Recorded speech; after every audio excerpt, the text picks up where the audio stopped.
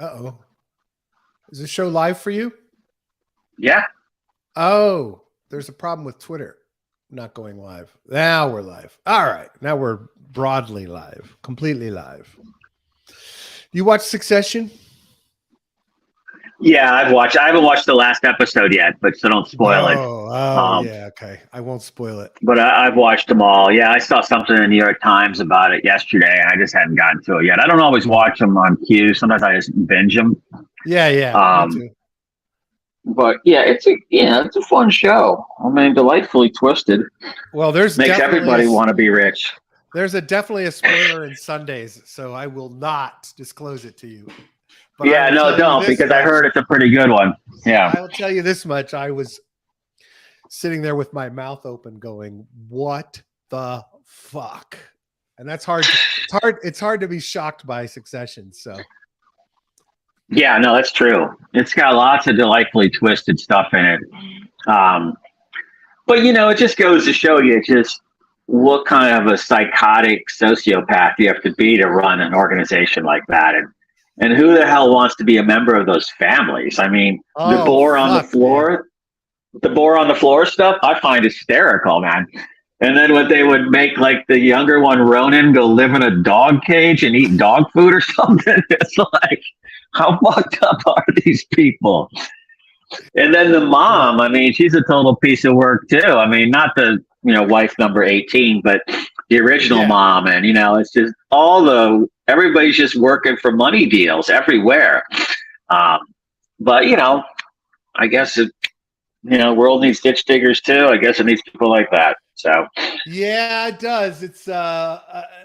It's funny you bring up those things. You're going to enjoy this episode. I highly recommend getting on that one because it's I'm sure it's going to be something super twisted, but we'll find. I'll watch it later today. Then we can talk about it on Thursday more. That sounds good. Well, dude, Sean has taken a couple of weeks vacation at a interesting time, considering his bear outlook. Wouldn't you say? Yeah, I mean, we've been talking about this for a while. I mean, I know the charts say one thing and the technical says one thing, but there's just something else going on out there that I can't quite put my finger on, but there is something else going on in the market that I don't know. What I was starting to think about was that I started hitting on this a little bit yesterday, was that, all this choke point 2.0 stuff, I was thinking, well, they must have been worried about the banks and everybody flooding into crypto. But then because they don't give a shit about you taking money out. They just care. They're slowing down the money in. Yeah. But then I started remembering, I was dialoguing with Shizzy this morning, and I started remembering, we got that debt ceiling crisis coming up in like June. That's right. So that might be what they're really afraid of. Because then if that goes bad, then money's just going to go flooding in. But money's already flooding in. I mean, you see it. It's like, I mean, I know that it doesn't show in the stable coin stuff or whatever, but, somehow money's getting in there. That's right. Well, listen, MetaMask just launched direct fiat to crypto on-ramps in wallet. Wow. Yeah. So what do? Just put in your bank account information? I would assume it's debit card. Hold on. Let's see. From their wallets, buy crypto feature as part of the portfolio DApp, and users can now use local payment methods to buy roughly 90 cryptocurrencies by connecting their MetaMask wallet. Supported in 189 countries. There is a limit on the amount users can buy through the service based on the applicable laws of the region. The feature is live on its browser, blah, blah, blah, blah. Where's their DApp? Let me, here we go. Payment method. Availability of payment methods vary by location. Choose from debit or credit card, PayPal, bank transfer, or instant ACH. Other payments methods will be added soon. So it's money in. Yeah, right. So it's an on-ramp. Okay. Yeah, I don't think there's an off-ramp, just the on-ramp. Yeah, no, that would save me one step if there was. Yeah, exactly. But it's again, look, we talked about that workaround, that ZK workaround yesterday that people were dealing with Venmo. I mean, you got to expect it's going to happen with Cash App and PayPal and Zelle and all of those platforms. And now we see MetaMask is just going straight at it. not even doing any, workaroundy stuff. They're just flat out taking them. Yeah. So, and who is MetaMask? I mean, that's like JP Morgan and Digital Galaxy and all those guys, right? Yeah, absolutely. Yeah. So, they're just kind of saying, well, we're going to do it. Yeah. So that just goes to show you how hard Wall Street's and, Fortune 500 is pushing back on, not saying pushing on the regulators, but at least just saying, we're just going to do it. Tell us what we're doing wrong and fine us. We don't give a shit. Exactly. It's like, I mean, that's just, we keep going on this. I get it. I even saw a headline article this morning, which was talking about SEC hiring show that the end crackdown on crypto is not ending in the near term, whatever. And I look at it and it's like, they're hiring 3 lawyers. That keeps the crackdown going. 3 dudes or gals, 3 lawyers. No, if they were hiring 3,000 lawyers, and I'd go, oh, okay, that's a worthy headline. Yeah. But who the frig cares about them hiring 3 people? And they can't I just don't see it. with what they've got now. I mean, you talk about that all the time. They're still fucking trying to do things from 2017. Yeah, it just makes no sense. So to me, I keep going. I'm thinking along the lines of, to your point, that it just seems like there's so much drama being publicized, but yet when we look at the performance and we look at the build, and I was looking at NFT New York starts tomorrow, and I was looking at the speakers list for that, and I was like, man, everybody's there. Who's at that conference? It's like Amex and E&Y and KPMG and JP Morgan. It's like, big consulting, big banking, big investment banking, and then all the big crypto players. So it's not, and that's an NFT conference. Exactly. So, so think about what consensus is going to be like this year. I mean, it's totally migrating to all the big Fortune. Yeah, I'm signed up, but I don't know if I'm going to go. I might. I'm thinking about it. It's just, pass? Yeah, I got a media pass. Oh, shit. So I get in there and apply. I didn't get one in. Are you going to go? I'm thinking about it. I mean, I'm pretty much sure I'm doing it, but I mean, it's a month away. No, excuse me, it's a couple weeks away, so that's cool. I've just been worn out lately, and so I just remembered how much fun. Yeah, it's like people were asking if I was going to be at NFT New York the last couple of days, and I was like, wait, that's this week, because I hadn't planned to go. But we got that. Then we got Consensus, Austin, Texas. Yeah. And then we got I don't know. I'm toying with it. I mean, I'll let you know if I am. But it's not like I was talking to some people that went last year. And they say it's a whole different set of players this year. That a lot of the people that were there last year aren't there this year or whatever. I don't know what that means, if that's good or bad. But it's like I like the conferences because you meet like 30 people. And then you spend the next 3 weeks. Like I just dug out from ETH Denver, I think last week. And, and it's like, but still, came out with, 12 like blue chip, client targets or relationships that are in place. So, those things, they work. It's just a matter of, I can't go, hitting the raves with all the young cats anymore and doing that kind of shit, because otherwise I won't show up the next day. Or if I do, you think my attitude's surly now? Keep me up all night and throw me on a conference or trade show floor, and I'm a big dick. Yeah, I'm sure. Niblet says Sean is the puppet master, and as soon as he stops pulling the strings, look at what happens. He's single-handedly orchestrating the Bears like some kind of Kaiser Suse. How do you say that? Kaiser Sose, I think. That's it. We see you, Sean.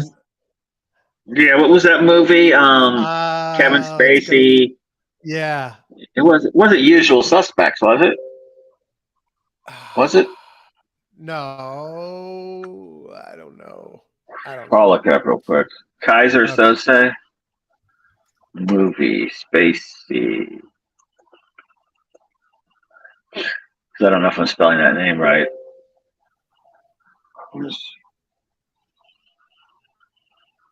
I got a pretty slow connection running over here. Oh well. Somebody might have just messaged it to us. Usual suspects, says Niblets.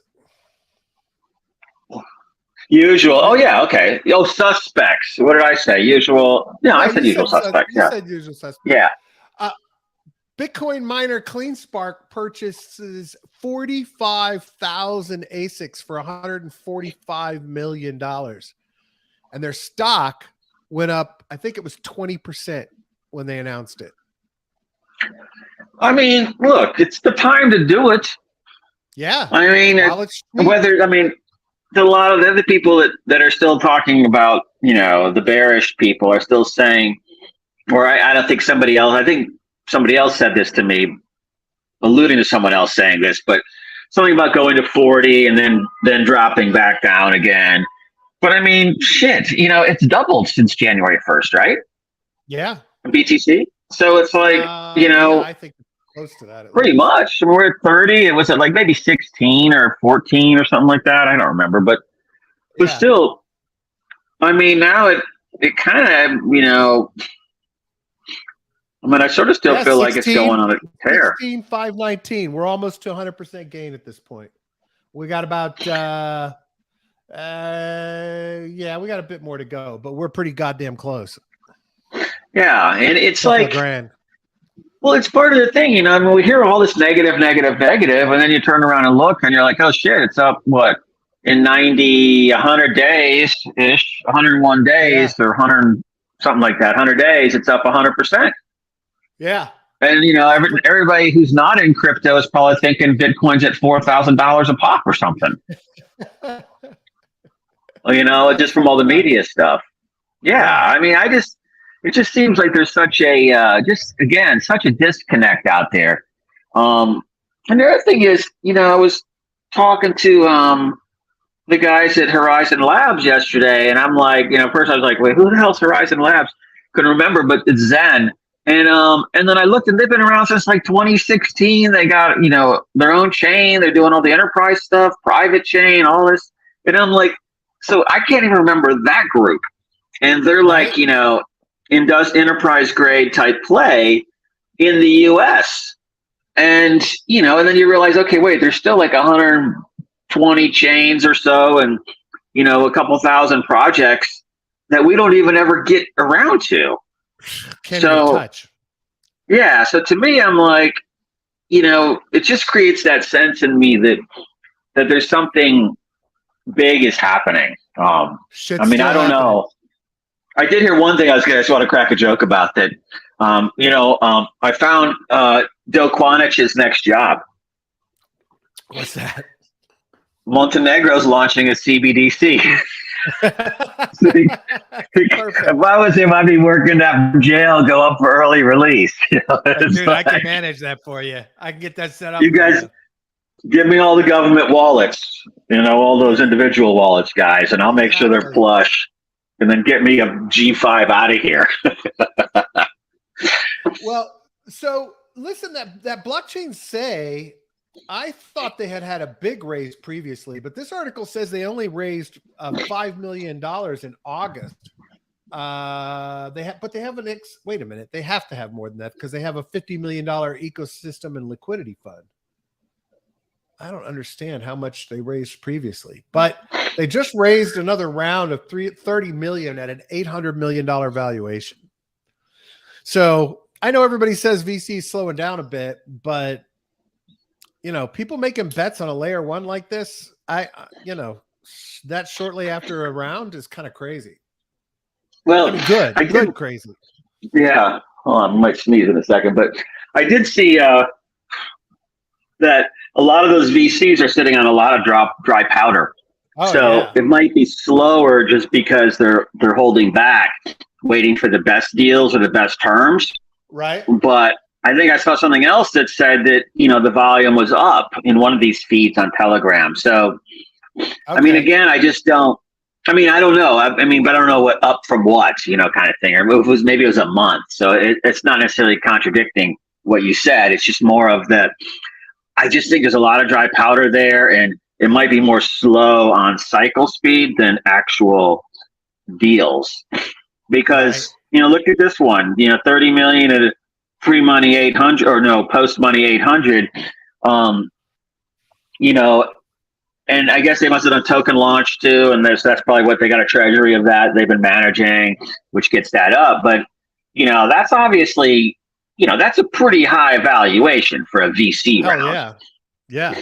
I mean, normally I would expect to see it like if it was going to go to 800, I would expect to see it to be like raise 200 million at a post money 800 or something like that, or post money 1.2. I wouldn't expect to see it at 30. I mean, 30 to me is more like, what you get when you're at like a pre-money 1 to 150 range. But still, hey, I mean, we don't know how they're doing the valuation, but still, that's 30 million is 30 million. So good for Say. That's right.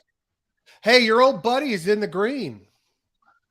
Which one's that? Oh, Michael. Mr. Saylor is turning green. He's up. He's up. I think it was at 30. Oh, no. Where was his price point? 29,803 was his average.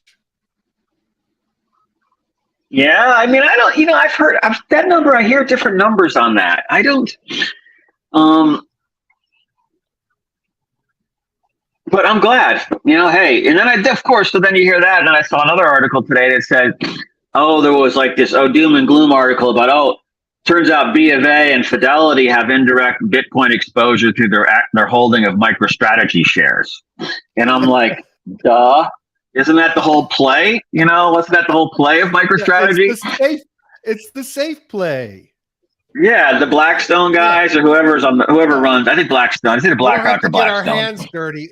We don't have to get our hands dirty with that nasty shit. We'll just buy the company that does, or buy into the company that does. Yeah, exactly. Yeah, which is a totally good way to do it. I mean, it's smart. I mean, if you're a U.S. public company and you don't want to have get probed basically by 18 different agencies, you just go buy public stock. Yeah. So, absolutely. It's like, because what can anybody say about that? It's public stock, Yeah. So I think it's a very smart move. I mean, of course, the fact that we would mention that Fidelity was in indirect BTC exposure, I'm like, they got direct BTC exposure through their custody stuff of holding BTC for clients. Yeah. So, again, what is too much ignorance out there in the media these days? That's right. Hey, if you guys, Macro Sailor. Yeah, Macro Sailor says Shizzy. If you're building a project, I want to highly recommend, I'm going to put the link in the show notes. You go check out the Variant Founder Fellowship. Variant is the fund that bought a big chunk of Canto a couple of months ago and kind of surged it post that because it gave a lot of viability to it. You and I met the two Variant guys that invested in Canto. Really impressive dudes, really impressive what they're doing in their fund. And so I have to recommend to folks that this is probably a great way for you to make a lot of connections, learn some skills, build partnerships, and come out of the gate with your project in good shape. So I highly recommend everyone take a look at this and see if it makes sense. You get access to their portfolio companies, you get educational programming and networking events, mentorship from their GPs, the investment team, and their portfolio support team, expertise from leadership of the portfolio companies, which includes Uniswap, Flashbots Foundation, and others, industry leaders and domain experts leading through workshops and AMAs, and then of course the community of a portfolio. I don't think this is a funding thing. I think this is just an educational and network building thing. But from my perspective, that's some smart dudes that I think would be a great group to learn from and make connections through. So anyway. Yeah, no, they're sitting on, one of those guys told me that they're sitting on a pretty substantial chunk of dry powder. Nice. So, not just founders, but I think, any protocol or anybody out there that's wants to bring a blue chip. I consider them a blue chip crypto VC. I mean, I think they're only Yeah. 40th on the list of like top 50, but they're good people, and they know their Exactly. stuff. So, Exactly. definitely recommend this founders program because you will get a lot of look from the team there. And if you get in there, it means it's an area that they're probably looking at wanting to fund. Yeah. So definitely highly recommend that. Niblet says, yep, BTC and ETH ETFs and tax sheltered brokerage accounts is the way to go. Yeah, I have a SEP there still at Fidelity, and it's brilliant. I mean, you could trade in it, you could do anything you want in it, and it's all tax deferred basically. So, Yeah. but you can also do like Nib said, ETFs. Like if you like I remember I was in energy ETFs there a few years back. And, basically you're doing 3X's in ETFs in your portfolio, tax deferred. So, you can actively trade. That's what makes it fun. Yeah. But yeah, no, it's a brilliant, those kind of funds are brilliant. I mean, think about your kids and setting up like, let me know if that noise gets too loud. I have the window open. Can't hear it. Okay, cool. You can, set up the Roth IRAs for your kids. So basically, when they pull out the money at retirement in 50 years or 60 years, 40 years, they don't pay taxes on it. Yeah. And so you could go in there and put in, I bet you could hear that. Yeah, I did hear that.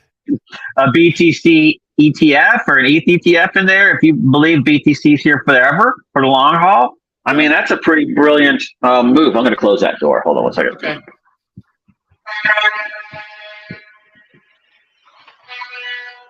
Sounds like an alien invasion. Just parking or, traffic, stuff like that. Somebody's trying to get into a driveway. All those people got those damn boat horns on their friggin' Kias now and stuff like that. Yeah. And so you think there's a train coming through and you're trying to find it. And it's, oops. I guess we lost Brad there for a second. But so I was driving down and Shizzy, Star Wars, the Death Star's out there. But yeah, when I was driving back down, what was it? I guess after break, and going on the highway, and I just swept across a couple of lanes, but not cutting people off. Had a turn signal on, and then all of a sudden I was hearing this, oh, and I'm like, what the hell is that? And I'm looking around, there's like nothing around me but like a little tiny economy car. And I'm like, there's somebody in there just effing with everybody with the big horn. Guys, so fucked up. I hate those guys. Yeah. Hey, starting to see a lot more increases in lobbying. Budgets increasing. Coinbase is increasing. Coinbase is out there fighting the good fight, man. Their attorney team is hardcore and moving on it. 2-Bit Idiot is doing a gathering of founders and corporations and projects in the space and raising a ton of money. I think he's going to be doing Super PAC again this cycle. So lots happening to battle on the regulatory front. You guys should get out there, get involved, see where you can help. Call your senators, call your congressperson. Those things matter as much as it seems like they wouldn't. They do matter. Call your people, tell them you want a pro crypto senators and you want pro crypto representatives. So anyway, glad to see Coinbase still stepping up and working it. Let's see what else. This is kind of interesting. Multicoin put $4 million into this Web3 co-ownership. What the hell is going on with my browser? Here it is. A co-ownership platform called Lore.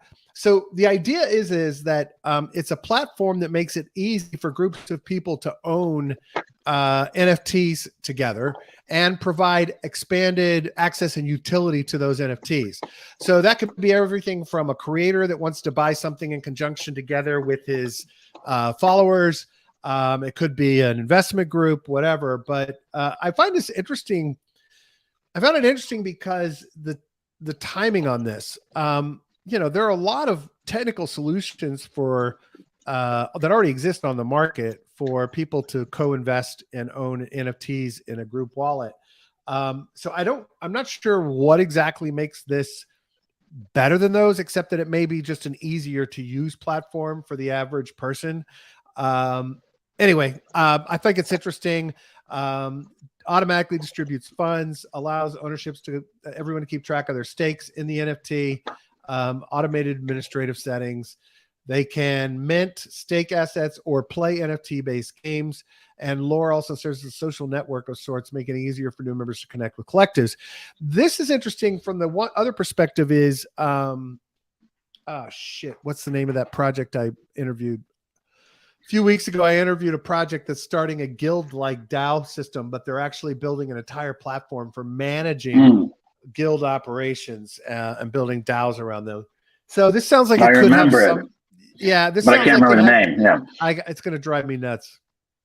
It was on Parallels, but that's their first gaming platform they're working on. But it'll come back to me later.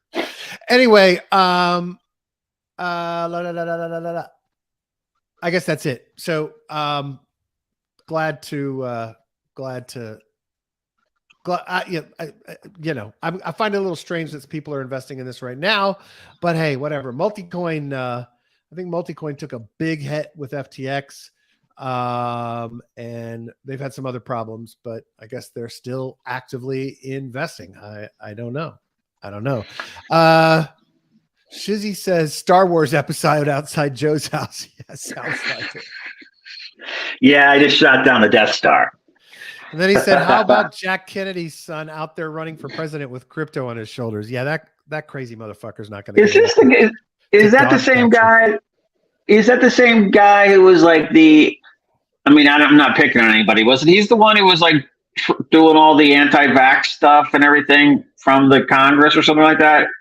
And is he the same one that got popped for, he was all effed up on Ambien, driving around on the Capitol Hill lawn in his car? Is that the same guy? I don't know about that. I didn't hear about that. That might be another Kennedy. There's one that's just totally, I don't want to, the whole rest of the family, I think, hates this guy, to be honest. That's shit crazy. That's what I've kind of heard. But hey, more power to you. Yeah, go for it, man. Why not? This is America. He's the one that thinks all vaccines are evil. And all vaccines, yeah. Yeah. So, despite the millions of people alive today and not paralyzed from vaccines. So. Yeah, all the vaccines. Yeah, but that's a common thing. People are scared of it. Yeah. I think it's like flying. You could sit there getting in a plane and be scared of it too, but then you just look at the odds and you're kind of like, well, I can die from a bee sting. It's more likely I die from a bee sting than I do from a plane crash. Exactly. Or because I remember that was shark attacks when I was a kid, because we used to always go to the beach. And I remember when Jaws came out and everybody was scared of the beach and they were like, oh yeah. And then that was when they pulled out the bee sting one. They're like, I think back then it was something like 37 people a year die from bee stings in the US. And it's like, 2 from shark attacks. So you're kind of like, oh, okay. But you're still looking around in the water because it's in your head. The water, absolutely. Yeah. Hey, you remember that that MEV blocker project I showed the other day? I didn't realize this. It's not like a standalone project. That's 30 Ethereum projects that work together to build and launch that MEV blocking, where you change the RPC code in your wallet, and where projects can do it. CalSwap, Beaver Build, Agnostic Relayer, EigenFi, Builder 0x69, Zero MEV, Balancer, Gelato, Gnosis DAO, BlocksRoute, 1inch, Safe, Paraswap, and more all came together to build that thing, which is obviously in their best interest, right? They don't want users coming in, trading or doing whatever they're doing and get front run or sandwich attacked on their trades. And so this is brilliant because now they're building it into their systems. Now, I will tell you that probably a lot of the code for this came from CalSwap, because CalSwap already had that built-in capability in their system. The reason CalSwap never launched an AMM, even though they were the ones that created the concept, was because they were worried about front running and sandwich attacks. They identified it as a problem early and said, okay, we're not going to launch an exchange until we figure out how to solve that problem. So they never launched an AMM, and then they launched CalSwap. Gnosis is the project. And anyway, it's cool. Is this, so this project is the Gnosis project? Or what is this one called? No. This is a project of 30 different projects coming together. This is called Mev Blocker. That's the one we looked at last week, where you go to the site, you add it to your wallet, and it blocks you from sandwich attacks and front running. And then CalSwap already had that built in. And the reason, and CalSwap was a project of Gnosis that was spun out as its own swap. Got it. CalSwap is the one that has MEV protection built in, but also has, you can trade on CalSwap. You don't have to have gas. You can use the token you're trying to trade for gas on CalSwap. So CalSwap already had this built into their tech. They probably are leading the charge for this group to come together and offer this, but it's smart. Band together, make everybody aware of it, build it into your protocol, protects your users. And so as a user, I'm thinking, okay, let me look at the list of 30 projects that already have MEV blocker built in. You know, those are the ones who are actually concerned about users. So it's a good move by everybody. I like it. So how does it what does it do with the RPCs that prevents front running? I don't understand the technical capabilities of it. I just understand that it works off of the tech related to, what's the word I'm looking for? It's bots that are able to prevent you from being front run or sandwich attacked. I have no idea how the tech works beyond that. Yeah, because it seems to me like I thought maybe it went to like random sort of RPC assignments or something like that, or rotating one. I don't know if that's the case or not. Hold on. Let's see if it says.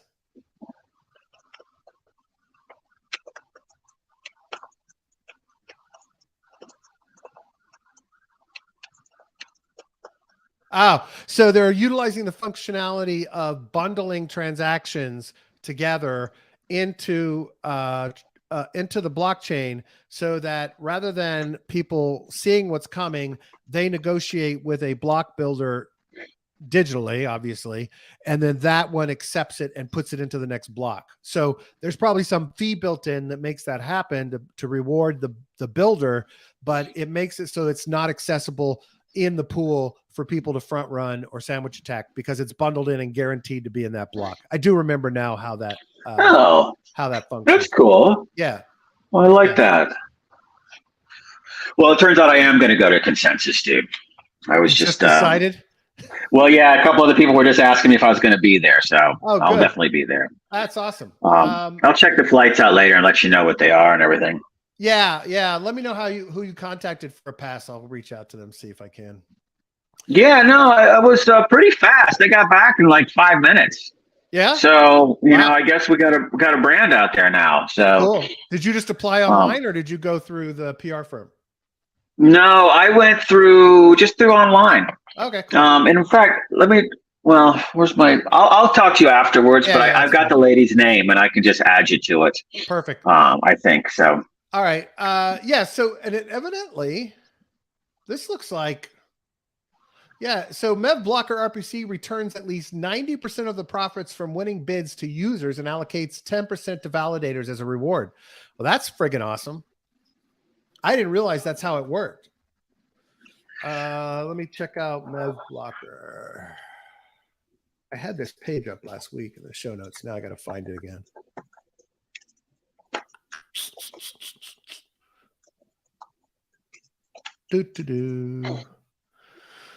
Why doesn't anybody that writes a fucking article put a link in? Now I got to figure out what the hell it was called.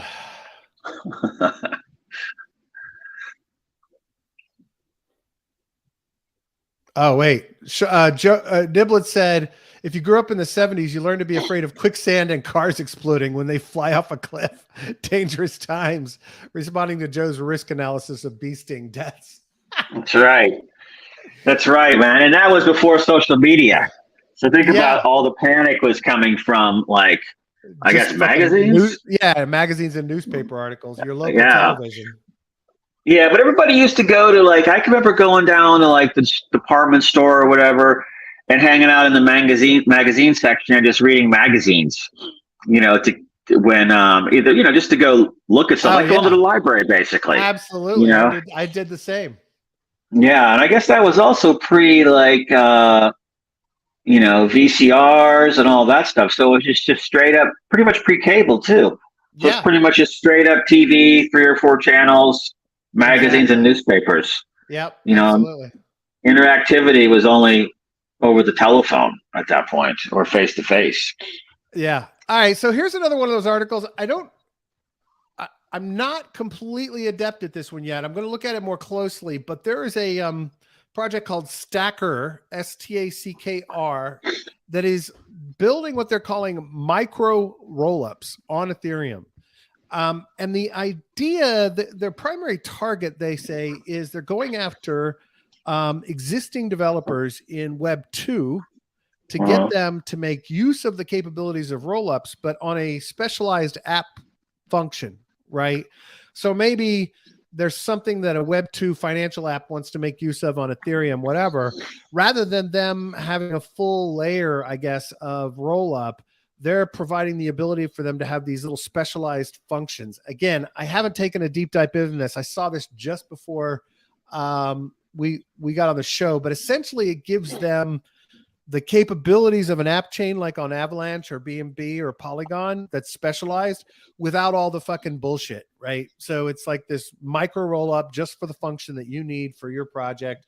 And it's available for Python developers, JavaScript developers, etc. So I want to take a closer look at this one because this to me seems like it has a huge potential if it functions like I currently understand it, to really target a lot of new developers in the space, as well as projects that may want to dabble in blockchain without a shit ton of overhead and work to get there. So I'm not sure yet how it functions, but I definitely want to take a deeper look. So, oh wait, this is, looks like Cartesi. Remember Cartesi we met at ETH Denver? They had the Moroccan or Egyptian dudes? I don't remember what they were, but they had this Linux virtual machine instantiation that developers could use, which was pretty interesting to me, and also had specialized functionality. So somehow they're involved with this. I don't know if Stacker Labs makes Cartesi or something, but anyway, the idea is that I think it gives projects the ability to have some decentralization, but at high speed, low fees, gives them blockchain capability without all the other bullshit that you normally have to, and you don't have to learn Solidity. Is the gist of what I'm getting from scanning this. But we'll take a look. Here's some examples. Games. Build immersive interactive games in JavaScript or Unity by converting each user action into an L2 transaction. Rollups provide exciting new opportunities for the development of sophisticated gaming applications with unprecedented levels of interactivity. Databases and cloud services. Build a full-fledged database system and index structured and unstructured data within L2 nodes, or build entire cloud service stacks like Lambda or identity management tools. Oracles and real-world data. Social algorithms. So tracking and building your algorithms on chain, but because it's an L2 and a roll-up, it's fast and it's cheap. Machine learning. So for deploying models for inference as Python micro rollups, lets users verify it's truly GPT-2 and not GPT or some other flavor. I'm not sure I understand that one. Build an AMM DEX in Python or C++ using composable micro rollups for token transfer, token pool, Oracle, and AMM logic. So it sounds like a very modular system, has some real potential, I think. I'm going to take a deeper dive into what's going on here and see if there's some opportunities from an investing perspective. We'll see. Yeah. So what is the, I think it was the guys that we met kind of at the end, right? We were walking out back towards the media room. Exactly. And and there was like 3 or 4 dudes there. Maybe one guy seemed like East European or something. And then there was like a couple of dudes that were like Egyptian or Moroccan or something. Yeah. I think so. Yeah. And I remember we were talking a little bit. I can't remember what the swag was. Was the swag those little notebook pads? Oh yeah. It was the pens and the notebooks. That's it. Yeah. No, that was. Yeah, here I have one of their pens right here. There you go. And, all right. And here's the notebook too. Actually, see, this shit comes in handy, man. It's like, but I like to write, so sometimes I like to write notes down instead of like trying to bang out notes in a phone or something. Still do sometimes. Yeah, absolutely.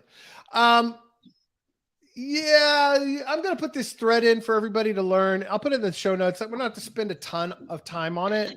But this is someone fairly serious in the space, part of the Graph Protocol founding team. Actually did a full thread on essentially the space building a bank DAO. And I don't know if it's acquiring a bank or licensing or whatever. I think acquiring would be the easiest. But essentially starting a DAO so that we, can't be circumvented. I think there's probably a lot of regulatory issues around it. And at first I thought it was a bit of a naive, hey, we need our own bank kind of thing. But as I went through the rest of the thread, it really looked like they've really thought through what it would take to do it. So I'm going to put this thread in. Let's discuss this in the community. T.me/mission DeFi, T.me/mission DeFi. I'll post the link in there too. I think it's an interesting concept. I have a feeling it's going to be a lot more difficult than, even they outline and are realistic about. So, but it sure as hell would be nice if we had a friggin' crypto-based bank owned by a DAO. I don't know that is possible though. So regulatory wise, this is what I'm going to say for tomorrow. Really interesting play to gain some airdrops as well as some really outrageous fucking USDC rate APYs at like 137% on ZK Sync. So we'll look at that one tomorrow. Yeah, we need to get in there. Everybody needs to get in there and start messing around on ZK Sync just for the looming airdrop. But I'll tell you, I was in one over the weekend on Camelot on Arbitrum, and it was LUSD and USDC at 22,000% APR. What the fuck? Are you kidding? Where was that? No, on Camelot Dex, Camelot.exchange, and you just press the app button. What chain is Camelot on? Arbitrum. You're such an yeah. So I go there because I'm in a couple of the Genome Styles pools there, and I saw that pop up, and I'm like, oh, this looks like the olden days. You got liquidity and ETH going off, and I think it was 10,000% APR, and then LUSD, USDC at 20,000%. So I sat in there for the weekend before I bailed. Niblet said you posted an airdrop search tool a few weeks ago, but I lost the URL. Do you recall? Oh, hold on a second. Bless you. I think it was that one. What was it called? Sunset, Sunshine? Shit. I'll look for it, Niblets, and post it up in the show notes if I find it before I post today's episode. If not, I'll put it in the community. But it was a cool one because there was no subscription. You just connected your wallet, and it told you NFTs you were eligible for, airdrops, etc. That's right. I remember that. Yeah. Shizzy says Starknet will be the better ZK roll-up. He says, pump my bags, Joe. I just bought a Grail at $2,200. Niblett said, thanks. All right, cool. I'm ready to wrap it up. You bought a Grail. Good. Yeah, because I was wanting to ask you, Shizzy, before we go, Brad, we got 2 minutes, what you thought of Grail, because, that's the Camelot token, Brad. Joe, send me a link to that. Send me a link to the AMM so I can put it in the show notes. Will do. And because I was looking at that, because that's been up above 4,000 a couple of times, and then it was tracking down, and I saw it sitting at like 22, 21, and I was trying to decide whether to pull a trigger or not. So I'm glad to see you going in there. Yeah. Let's don't lock it for Xgrail. Yeah, I saw that deteriorating. I kind of looked at Xgrail, and I was like, I don't know about that. Is that but like Grail, I think. I think you use Xgrail for boosting yields and things like that, and all of that stuff. But I think 6 months. Shizzy says 6 months to unlock. I wasn't sure how long it was. I thought it might be 3, but 6. So I don't know. Again, Arbitrum. Usually, as we all know, after these airdrops, there's usually a bit of a tail down for a while before they start coming back up. Yep. So that's why you don't want to lock anything up over there. Absolutely. All right. Oh, good. All right. Excellent. Shizzy's a huge fan of the Grail tokenomics. Oh, okay, cool. And long-term holder. All right. No, it's a great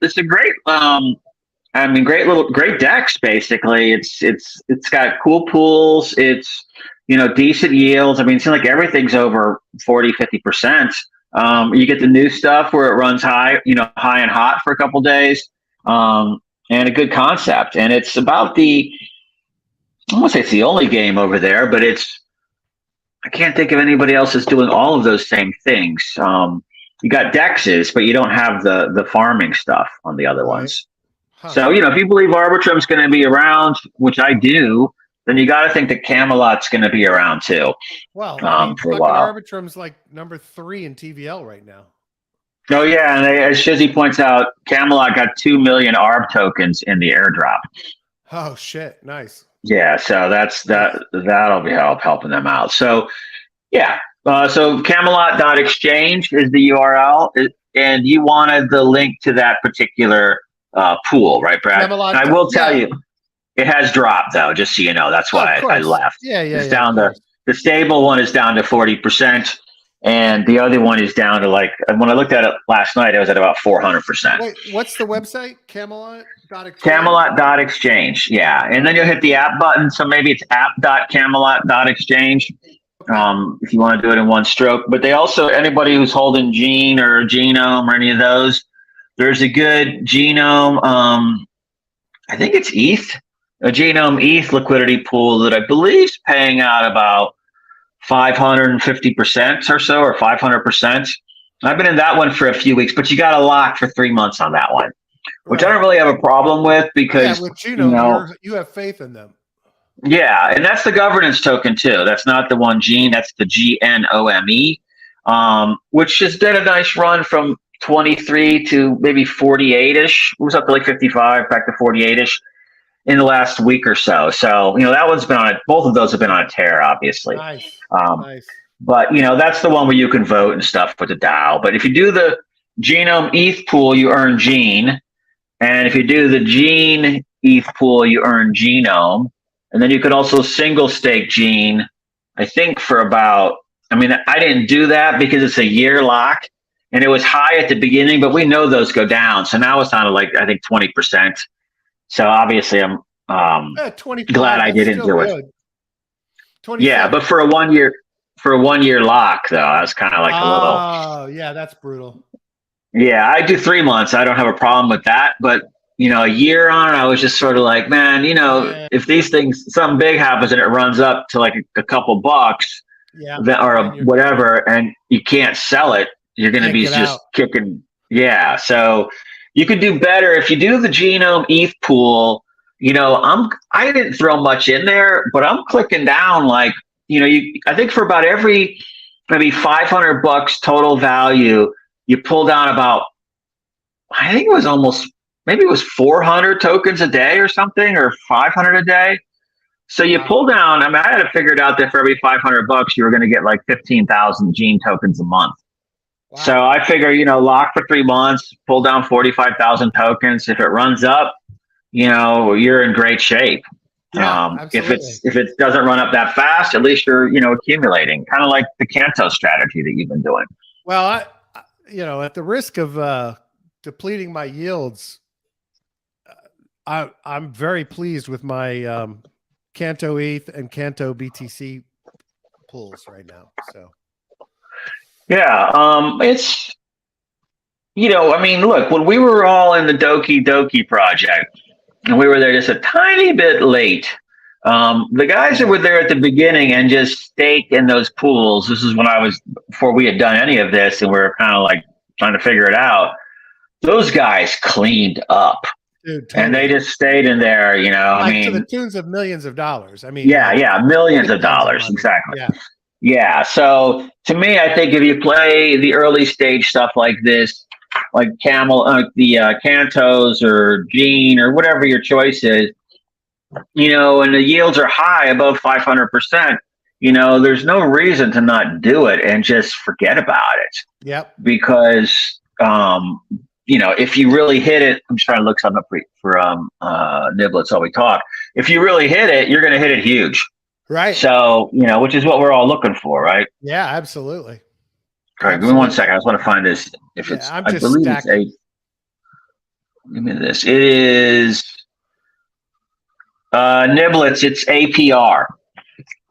So again, you're locked in there for 3 months, so you can't compound. But still, you're looking at what, 125% return in the 3 month period. And then you could compound if you want, but you could harvest, I think, along the way. I haven't done that yet. I think I have a few more, another week or so to go before I can do that. But then you can take those gene and you can pair it with ETH in the other pool if you want. And that's still 145-ish% APR. And decent amounts of money at 471K in the genome one and 315K in the gene one. So if that's your play, you know, I mean, but it's like Canto, it's like this, it's like any of these where they're fresh new tokens, let's say, and you're in early, you might as well just build up a big bag, you know? So absolutely. Yeah, I don't know about the math, Niblets. I was thinking about that. If you compound at the end of the three months, and like I guess whatever the gene earnings are, which should be about 40, like I said, 45,000 genes per 500. You're compounding 4 times a year. I have to find my compounding calculator for that, but it's definitely going to be piling up there. You're darn right. So yeah, absolutely. No, that's great. Look, it's funny.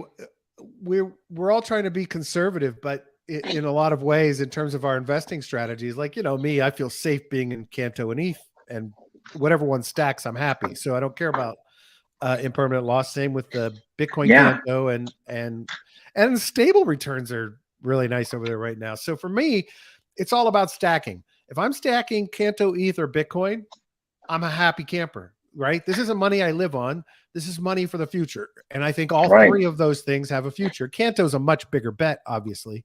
But so at the end of the day, whichever one gets more of it, I'm a happy camper. I'm up. So, you know.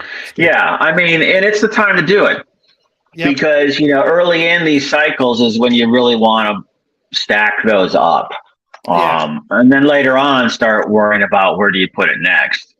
But look, like this LUSD, USDC pool it's down to 41%. There's no clock limit on that, no lock. And it's up to, when I got in, there was like $200 in it. Now there's 316,000. Wow. Liquidity ETH is 131%. Those just came up on live, I think, Saturday morning. Yeah, look at this one, ETH USDC at 230%.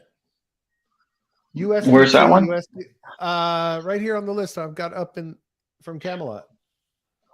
On page 4? No, you know what? I clicked on version 3 in the tab. Okay. All right, I'm in Nitro Pools. I'm in pools. Just regular pools. Oh, okay. Yeah, there you go. Okay, so I see ETH USDC at 9.5%, Grail USDC. Now this is where I think you take the X Grail and boost the yields. You see that second number? That's the yellow one. I think that's where you get that. But yeah, look, what else do we know here? Well, USDT. ETH USDC at 230% is pretty. I don't see that one, man. I see it at 9.5%. It's the first. Can you see my screen? Yeah, I see it right there, man. I just went to pools at the top, and then I clicked on V3 tab, and it was the first one in the list. Got it. Okay, hold on. I see. I'm on V2. Yeah, I see it right there. Now, what is this? Yeah, APR of 230%. Join the pool by creating an LP V3 position. Yeah, so it's a little bit. What I did notice, it was a little bit different. It took me a second to figure the sequences out, particularly when I was coming out. But, you know, you basically creating a position, and then you're taking those LP tokens and then putting them into the pools for the extra yield. So you get farming yield, and the Nitro pools is kind of like the token piece of it, you know, like whatever project you're playing in. But it's one of the steps seemed a little bit like, then once you get it, once you get it into the farm, or create the position, then there's a button down at the bottom that you click that says like search compatible pools. And then you click that and it finds one. And it takes like another 5 seconds for it to load up and say deposit tokens. Okay. So don't get worried if you don't see the buttons right away. Because it does come up. I just think that it's, you know, probably a pretty intensive process. and the same one coming out. So what, buddy? I was going to see if Camelot's on Beefy. It is not. That's a bummer. Maybe it's on Beethoven. I was hoping it was on Beefy because then I would automate these and I don't have to fucking deal with it. But it's not. That's a bummer. Yeah, no, I was like, well, the ones I'm in are locked, so I can't do it anyhow. I'm trying not to go compound it. Yeah. No, yeah, I'm trying not to go piling into like all the high yield farms this time because, you know, I remember last year or whatever, when we were finding the high yields and we would buy tokens to get the yield on it.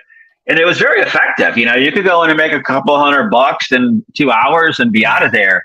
Yeah. But I'm just trying not to do that this time. I'm trying to just stay with stuff that I really, really like. I am yield hopping on Canto because Velocimeter and Canto's decks both have ranging APYs, right? So one will get too full and the APY will be dropping down. So I'll exit that one and go into the other one that's higher. But I'm not like, you know, I'm doing it every couple of days. I'm not fucking like, you know, every 10 minutes jumping out. But yeah, so but that's it. That's the only movement I'm doing. Yeah. They also got on that V3 one. I see a USDT USDC pool at 29%. Yeah, there's an ARB at 54. If you're sitting on a bunch of fucking ARB, that seems, and you like it, and you think it's going to have value. ARB is not the gas token though, right? ETH is the gas token. ETH is the gas token.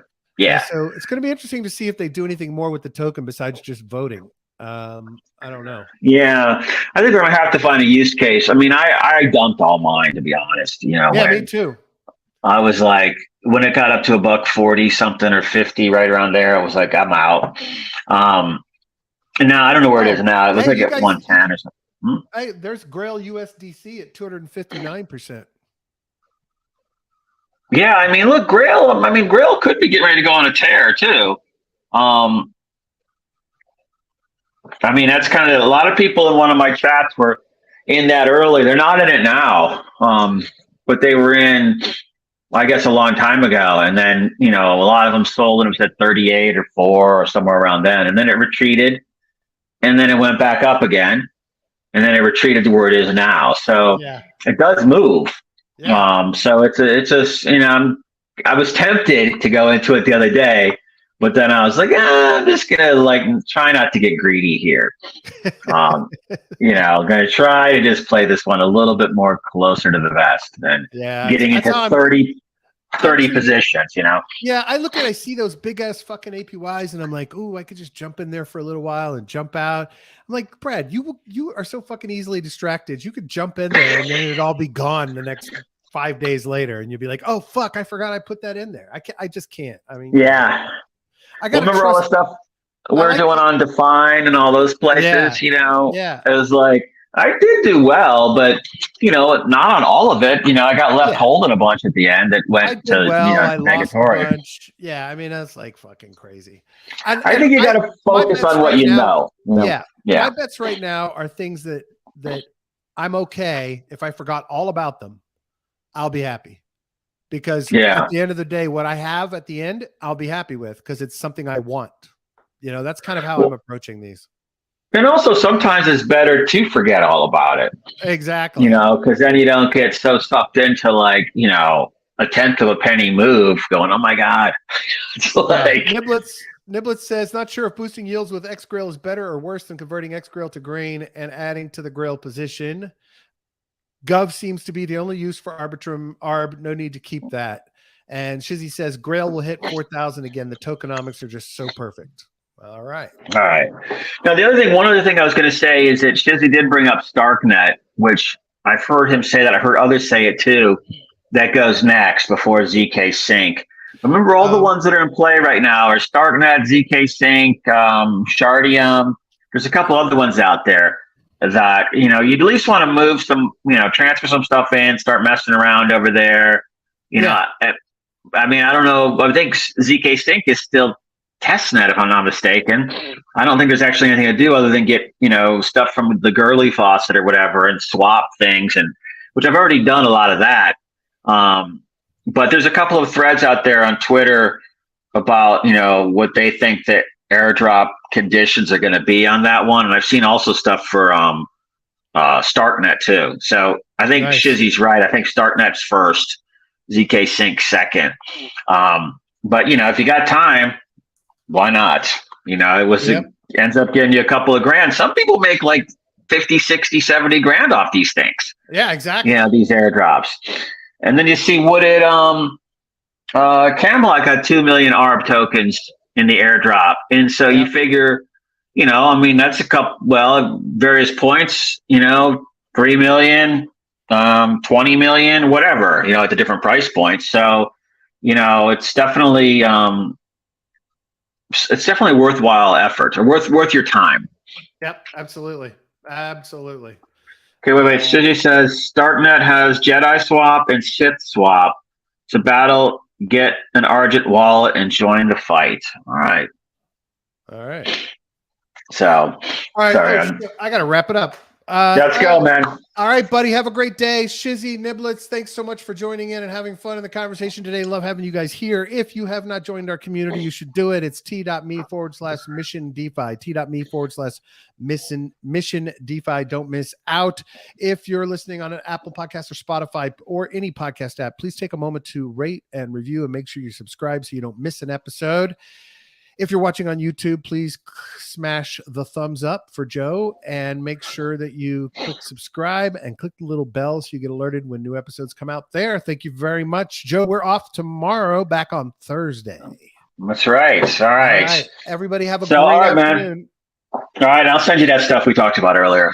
Thanks, buddy. Take care. All right, man. Talk to you. Bye, everyone.